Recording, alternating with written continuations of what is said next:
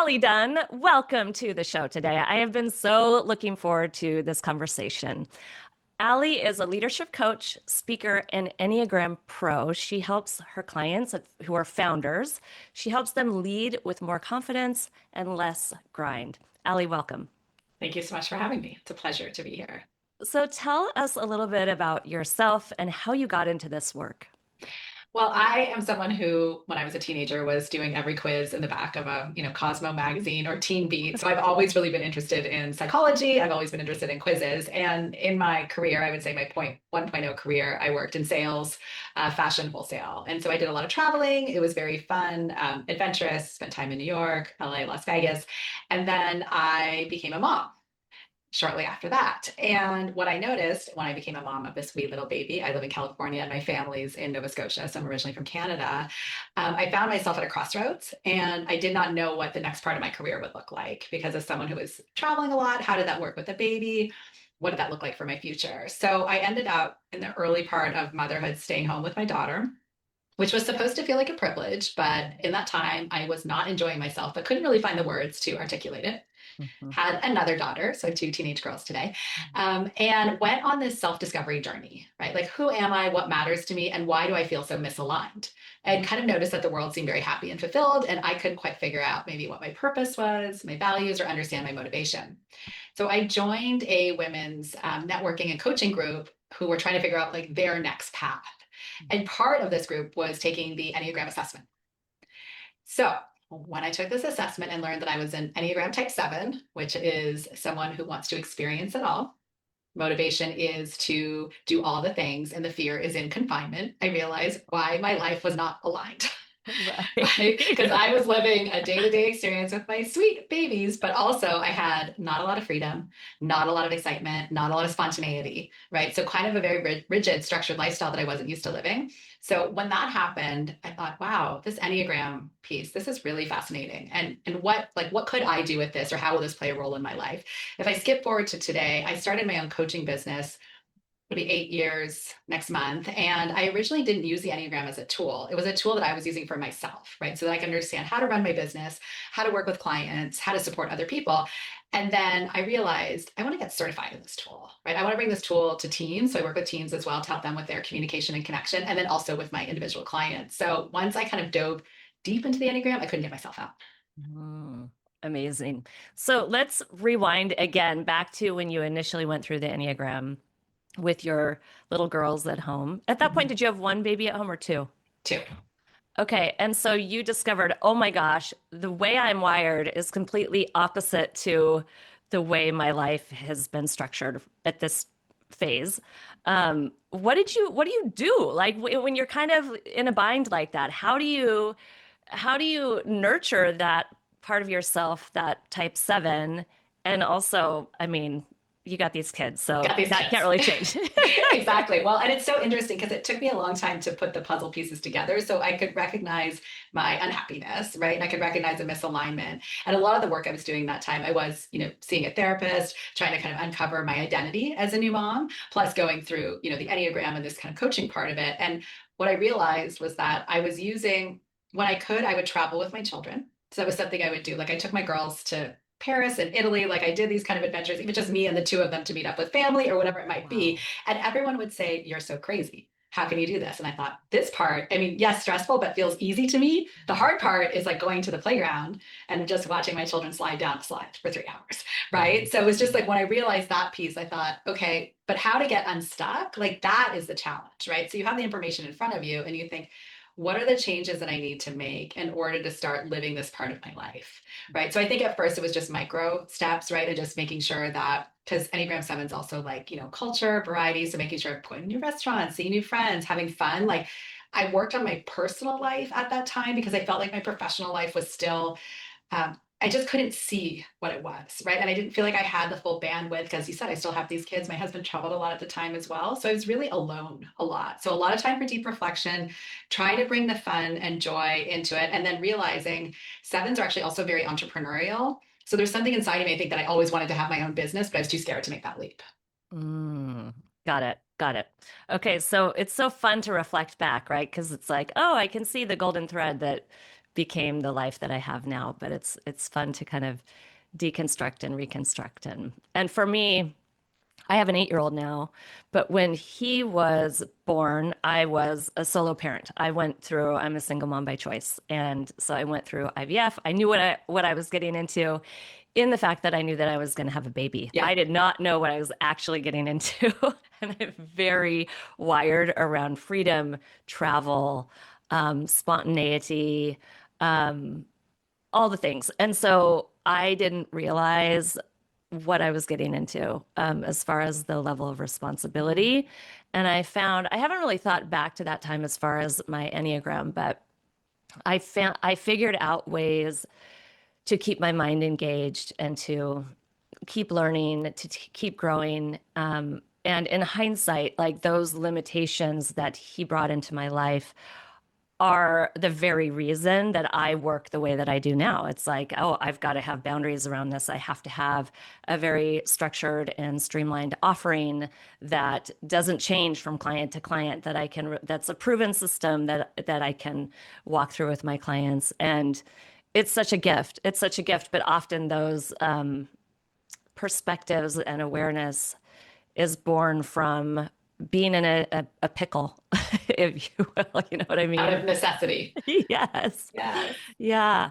So let's talk a little bit about Enneagram. I know a tiny bit. Like I know that I'm a type 3, but I don't know a lot about what that means. For somebody who is new to Enneagram, tell us like the 101. What is it? Yeah, I mean, what's interesting about the Enneagram is sometimes I think you can even take the name of it out of the equation and replace it with motivation. Because really what the Enneagram does is it measures your motivation. So there's multiple assessments out there that we can do. So through an assessment or really just reading about the different types, there's 9 of them, and understanding, why we do the things we do. So it's not necessarily behavior, it's not the action, but it's more the why behind it. So we have our 9 types and each type is linked with their own motivation. And it varies as to what they are. You said you're type 3, so that's achiever, right? We have our type 1s, which are perfectionists. 2s are our helpers. 4s are the creatives. 5s are the specialists. 6 are our skeptics. 7, like that would be me, the visionary. 8 are our controllers or challengers, and the 9s are the peacemakers. So within that essentially is telling you your motivation. So if you're a type 9, the motivation is to keep the peace. You are more focused on harmony. You tend to be conflict avoidant, right? So just knowing those 2 small things about you can change the way that you operate and that you show up in the world. Because most of us don't notice our patterns, right? So we're kind of living our life day to day and the same things are happening, but we're really not stopping to be curious about this. Why do I do the things that I do? And the Enneagram, it's less about, okay, this is your label and you're kind of stuck in this box. It's almost like you're already in that box. Let's name it. And then you get to choose when you want to step out of it. So it's really about like growth and expansion and less just about, so I'm this type, accept me for who I am. And so that to me is like the growth part. Like it is always evolving and you're always growing. And it's not just at the end of the day, I'm only this type and there's no work to be done. Yeah, I can imagine it also brings a lot of compassion to the self because then you're like, I get why I'm doing this all the time. Of course, I'm doing this because I'm a 3 or a 7. Um, and you don't have to beat yourself up about or think you should be different in some ways. Not that you can't work on things in your life or your personality, but that's what I'm hearing from you. Yeah, and I love that you brought that up because I will say that's probably the number one thing that happened for me when I figured out my type was the amount of self-compassion that I could bring to myself. Because a lot of it, and what I tell my clients, a lot of it is like feedback you've received through your life that becomes like part of you, right? And we don't necessarily need to carry all that feedback or own that feedback. And sometimes it's in, the eye of the person giving it to you. So for an Enneagram 7 or myself, a lot of feedback that I get is I do too much. I'm always on the go. I never slow down. I want to see and do all the things. I can't focus, right? So it becomes part of your identity and it's a self-fulfilling prophecy. So therefore you see yourself as someone who doesn't complete things, who wants too much. But the reality is like, that is my comfort zone. And now that I've grown, matured, and done the work, I know how to close the loop. I know when to sit still, but I also really love that part of myself. And I think I was denying it for a while, specifically maybe in those younger years with my children, because I thought I should be a certain way because I think my behavior or my motivation didn't align with some other Enneagram types, right? So now that I can see that, I say, oh, okay, for example, a type 1, perfectionist. Sevens and ones are quite opposite. So I always say like a seven can learn a lot from a one, and a one can learn a lot from a seven, right? Because a one is much more like structured, systems logic, where sevens are, spontaneous and optimistic. But a one can be uncomfortable with a seven's behavior. And a Mhm. seven can be uncomfortable with the one's behavior. And if we can just name that discomfort, it just allows us to depersonalize. We're just not the Mhm. same. We don't want the same things, but we can have the language to meet in the middle. And Mhm. so that piece of self-awareness, which is why I think it's so effective as a business owner, when you're working with people, whether you're in a team, so that you can name these differences and then just find a way to connect. It really is so simple. It's so beautiful. I feel like Enneagram is kind of blown up over the last few years. I know Donald Miller, who's my mentor, is creating a whole course on Enneagram Oh, and no like way. really everything he does is, with founders and business owners. And I think it's been such an incredible tool. I'm curious how you use it in the coaching process. Like, I'd love to hear a story about a founder or a client that came to you, what they were struggling with, and how you integrated Enneagram to really move them forward. Yes, for sure. I mean, it's such a beautiful tool. I use it with all of my clients. We meet initially, like in our first session, I will do more of like a background and an intake, and then I wait to the Enneagram in the second session because I'm, just trying to get to know everyone. So I would say, I mean, people come to me for all different reasons. A lot of times it might just be confidence, leadership, mindset. Sometimes it's strategy.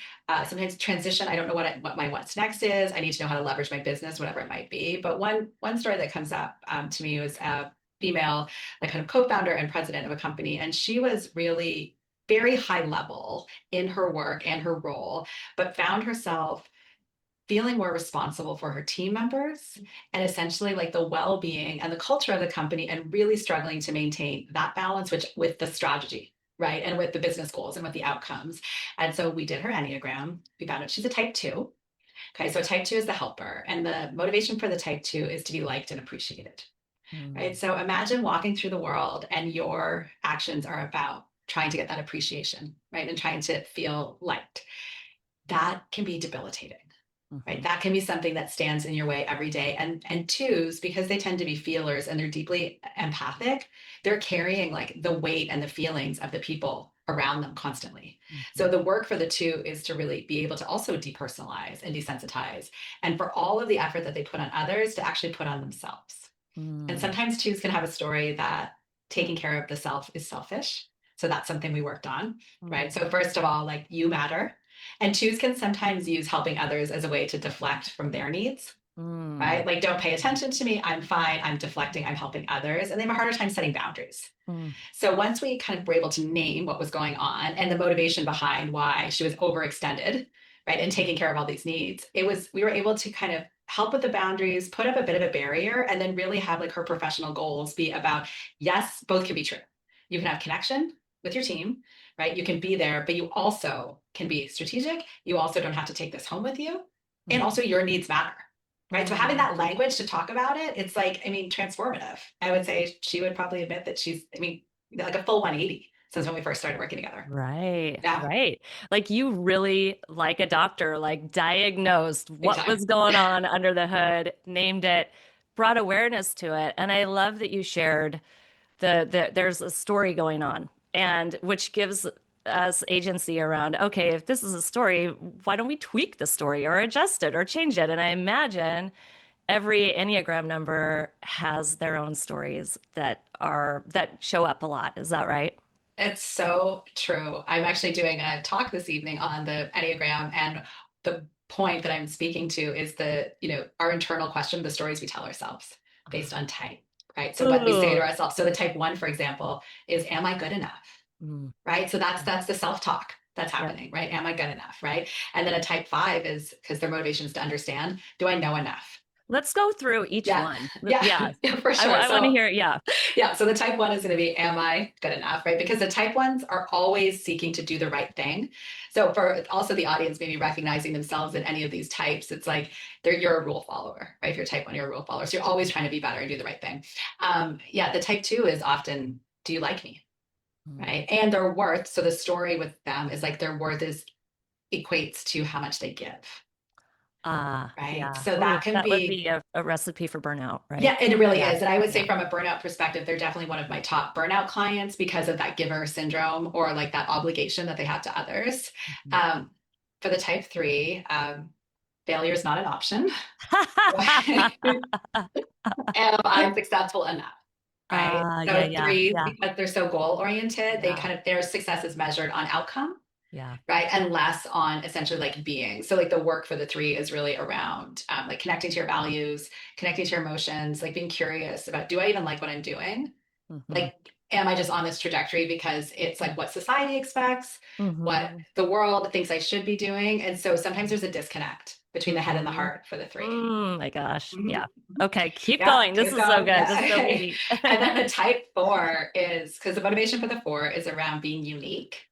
So Okay. they have this strong desire to be different. But then the story that they're asking themselves, why does everyone else have it so easy? Mm. Right? Like, why can't I just figure things out? Right. So they're what I call like the deep sea divers because they're so emotive and they're so inward. So if you work with a four or have a four client, it's like design creativity is on the forefront, but there's also this like need to be deep all the time. So Mm. for them, they kind of tend to be in work that has like more purpose or creativity, but they also, their work is to be able to lighten up a bit, right? And kind of be more logical and less emotive. Okay. Okay. Type fives are actually our logical type. So their motivation is to understand. So, like I mentioned, it's more like, do I know enough? So, Mm. type fives won't really come out and like say present, or maybe they wouldn't feel comfortable speaking until they have all the answers. The reality is we never have all the answers, Mm. but there's a fear around not being seen as knowledgeable.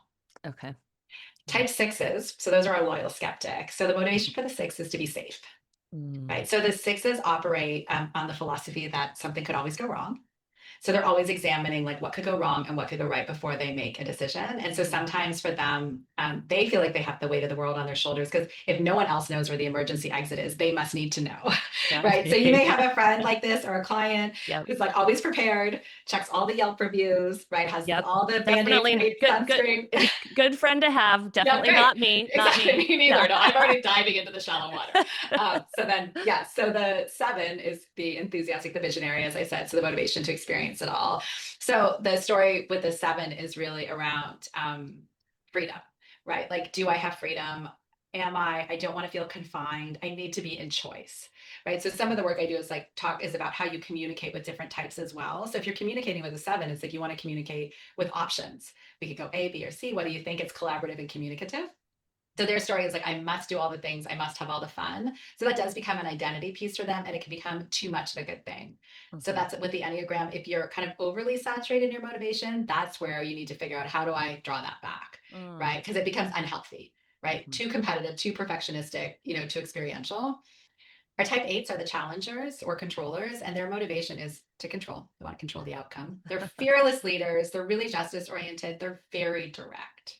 Mm. So the story that they tell themselves is that power is more important than vulnerability. They have a Mm. really hard time opening up. I Mm. see a lot of this in the workspace of just like a lot of eights in leadership positions, but not feeling like they can be vulnerable. Their teams, so Mhm. they come across more in that classic kind of top-down management. It doesn't work. Mhm. So I sometimes say they're kind of like spiky on the outside, but like marshmallow on the inside. Oh, But they just yeah. have really a hard time. Like you have to build trust with them. Yeah. And then our nines, so they're the peacemakers, so the motivation for harmony, conflict avoidant. And so their story to themselves is almost that their needs don't matter, right? So Mm. they would rather, like, they don't want to create a ripple. So I'm fine, you're fine, we're fine, everyone's fine. But what can happen is they can withdraw, right? Mm. So we don't hear from them as much. They're not speaking their needs. And they can even have a hard time knowing what they want. So it's less Right. even about fear of what I want, but just not being able to tap into their intuition. Wow. Yeah. Oh, that's so interesting. Yeah. So I work with a fair amount of leadership coaches and consultants, and the thing I hear a lot from them, like an underlying theme again and again, is I have a big vision, I have a great team, but I can't get the team rallied behind my vision, and I can't get them aligned, and I can't get them to execute without me having to constantly make it happen for them. So, what would you say to that? I know you do some work with teams, like I can only imagine that having this awareness for each of the team members would bring again back to the compassion, back to the understanding.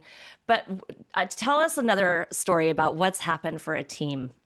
Yes. So, and I mean, I could say so many things about this because, like you said, with the diagnosis, like I have my fingers, together. I'm like, okay, how do I make this better? Because I consider myself a problem solver, right? Because I want to diagnose. So, Yeah. um, I mean, I've worked with so many different types of teams, and it does often start with the leader, right? Like what you're talking about. So we have a leader that's maybe, if we're talking in the Enneagram, of a certain type, and they're not feeling like their team is hearing them, right? They're not Mhm. feeling like there's a connection. Their team is not performing. So we'll use our type 8 as an example because I often see the eights more as a leader in these spaces. And then I'm going to make up a team. So we've got two nines, maybe a one and a four, and you've got an eight leader.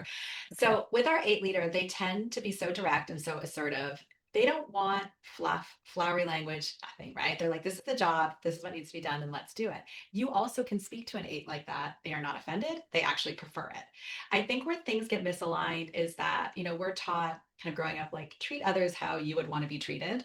I think in the Enneagram, I think about treat others how they want to be treated, right? Mm. So the shift comes in with our leader, right? If you're a That type could be eight, that could be a title of a book. That could be a right? title of a leadership book. Yeah. Yes, because it's Yes. true, right? Like Yes. Yeah. foundationally, of course, let's all treat each other well. But Right. beyond that, I want to see you and understand you and figure out how to meet you where you're at. Right. So how Hmm. do you want feedback? How do you deal in conflict? So in that space with the team, my goal is to help like my nines come forward and speak. Right? Teaching them how to be more assertive and meeting our eight is very important. Hmm. Teaching our eight how to lean back and give space for our nine is very important because we all have this lens on productivity, right? And kind of that type A personality. And unfortunately, that's just been the way leadership has looked for so long. I'm trying to make room for all the types, right? I'm trying to make room for introverts, extroverts, whatever it might be, so that we all can be seen and valued for our Hmm. strengths, right? Because a nine to a team brings diplomacy, collaboration, right? They have a global perspective, they have their own superpower. Hmm. And then if we move to our ones and eights tend to connect slightly more easy because they're both a direct Enneagram type and they tend to be very structured and want outcomes. So there might be an alliance on that team and not a lot to talk about. But then if we bring our fours are deeply emotional, deeply creative. They want to have long conversations. They want to be seen and want to heard. And eight is like 1 minute and I'm out. Four is like book a 2 hour meeting. Right. So how I work with that is just naming it. Right. I'm Right. coming in, I'm naming it, I'm giving some tools. Maybe we're working through feedback because that's part of it too, is like how we speak to each other and how we get feedback. Every Enneagram type has a feedback style that they prefer. So we kind Mm. of go through that as well. So then, Mm. with the eight, it's like you can send them one text and they're fine, right? They don't need a meeting. They don't want to go Yeah. deep into it. But a one, for example, who's already so hard on themselves, Mm. you need to make sure that you're succinct and complimentary, right? So Mm. depending on where they are. So that's how we kind of fuse together to make the Yeah. team more cohesive and more empathic. Yeah. Yeah. That would be a complete and total game changer. I mean, 100%. it really should be a requirement for all leaders to provide this, or all corporations, big and small, to have this integrated into their team. Yes. Because we Yeah. all want to be seen and heard. And it's really just a framework and almost like, there's some people who do kind of how best to work with me, that idea. And I think the Enneagram is like that. Like now that you know my strengths, because every type has strengths and challenges and blind spots, Right. right? So now that you know this about me, now that you know how I am in conflict, right? Hmm. Am I reactive or am I withdrawn, right? So just knowing this about each other helps us not take it personally. And Right. then it gives your leaders like a card for performance. Like, how do I motivate you? If you're a type 3, I set some clear goals, Right. right? I Right. acknowledge you. I may publicly talk about you and say how great you are. And you're like, I'm good. Right? Let's keep going. How easy is that? Totally. And I think with AI these days, as a leader, you could put your whole team's profile into AI and be like, okay, how are we going to navigate the review, the motivation, the goal check-ins, all the communication? Exactly. Yeah. Yeah, it's really that simple because and when you really hone in on the uniqueness of each of the types of the individuals, it does give you that framework. Like our type fives, for example, they tend to be they're incredible boundary setters and they tend to retreat. They like to be in Mm. their cave, they kind of like to be alone. And so if you're having a meeting with them about feedback, they're not engaging right away. They need time. Right. They need the permission, walk away, process, come back to me tomorrow. But we don't give people time, right? We Yeah. want answers now. We want the, strategic plan by the time we walk out that door. And not everyone operates like that. Yeah. Right. So to get the best out of your team, you just need to know their motivation. Totally. Wow. That's really cool. So, with the people that you work with, do they come to you with common complaints or frustrations? Like, are they like, do they struggle with imposter syndrome, or what are they navigating that you help them with? Such a good question. And as you say, imposter syndrome, I'm nodding ferociously. Yes.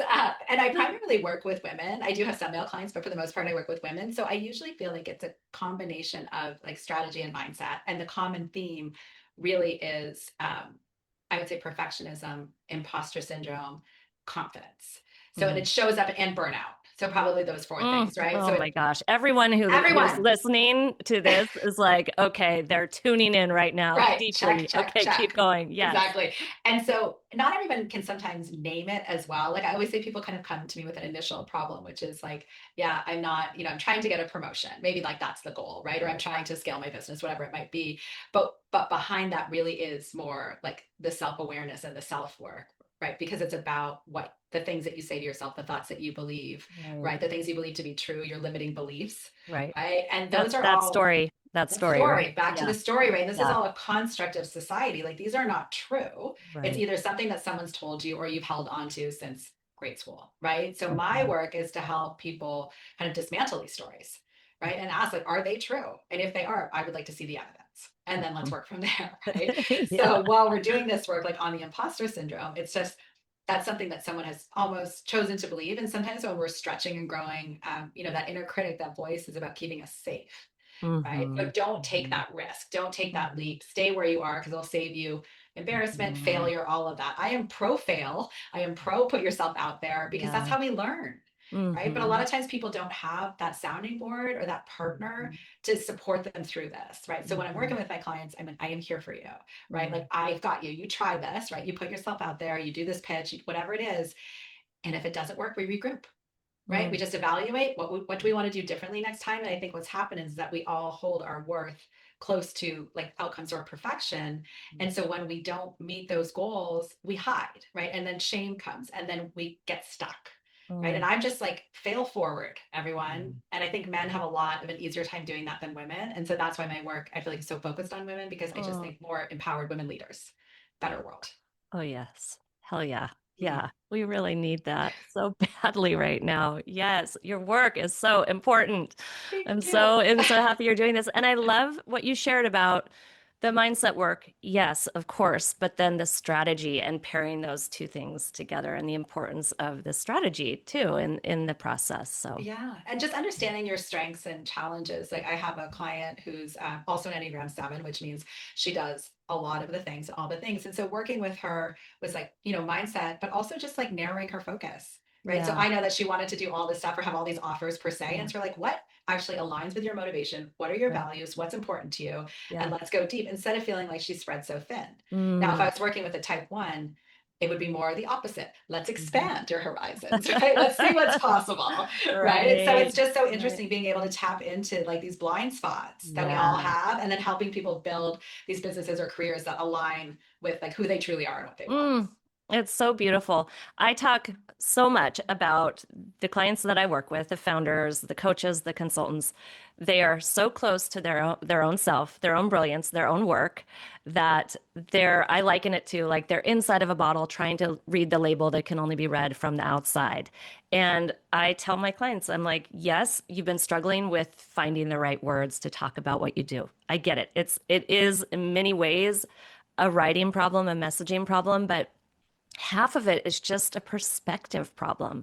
I can come in here with fresh eyes and look at you and look at your business. And to me, the golden nuggets of who they are and their story and their brilliance, like it's very easy for me to identify that. And I'm noticing with the work that you're doing is very in alignment with that. Like you're able to come in, they're so close to the struggles that they're having in their life, and much of it they've been carrying around since childhood.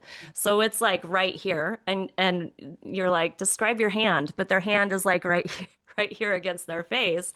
You can't describe it, but you get to come in with your tools and with your perspective and with your wisdom and diagnose and decipher and make sense of the things that don't make any sense. Yeah, it's so true. It's so similar. And Hmm. exactly, I always say I'm meeting people where they are at today. I don't know your history. I don't know how people see you. You're not someone's brother's wife, sister, whoever. Like you are you today. So looking at being able to give someone the gift of looking at them with fresh eyes from a completely like neutral space. Like my only goal is to see a higher vision of you than you can see for yourself. Right? I love that. Yeah. Will you repeat that one more time? My goal is to see a higher vision for you than you can see for yourself. I love that so Yeah. much. I have been talking lately, or I've had a couple conversations lately about the difference between coaching and therapy. And both are important. I've done both. But I have found that coaching can be so powerful in that you're like, you are really honing in on where are you today?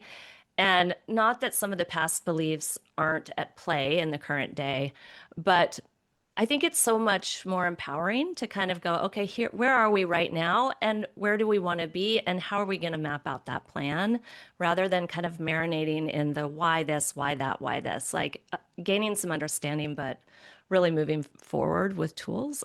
I love Yeah. coaching in that way. I Yeah. agree with you, and I think, like you said, there's a place for both of it. I don't think I would have the confidence or the clarity that I do today if I hadn't had years of therapy. So I think that part, understanding my childhood, understanding the dynamics, understanding my family. I think even with the Enneagram, they say that it's formed in kind of child, like grade school years, how we got our needs met, sometimes within the Mm, family dynamic. mm, So I think that part's really interesting. So, but I agree, like my role is to meet you where you are today and move forward.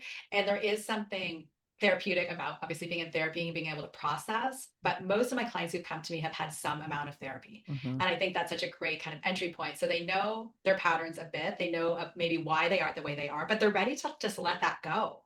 Right. mhm. No one wants to hang around in the I am this way because my parents did XYZ. We're all Right. grown adults. So I think we Yeah. process it, work with it, and then let's move on and really feel empowered that we're in choice. Because that's Yeah. also what the Enneagram is about being in choice. Like I may be a seven, but I don't have to necessarily live in that seven energy 24/7. I probably would be living a very different life if that was the case. Right. Like I do need to be a parent and I need to run a business and I need to be responsible. Right. So I get Yeah. to choose when I want to bring that energy in or when I want to go to my more quiet type five self, right? And read my book or Mhm, be on a solo retreat or whatever that might be. mhm, mm. All right. As we're wrapping up today, if someone is listening right now and they are feeling stuck or overwhelmed, what is one thing that you would tell them to do first?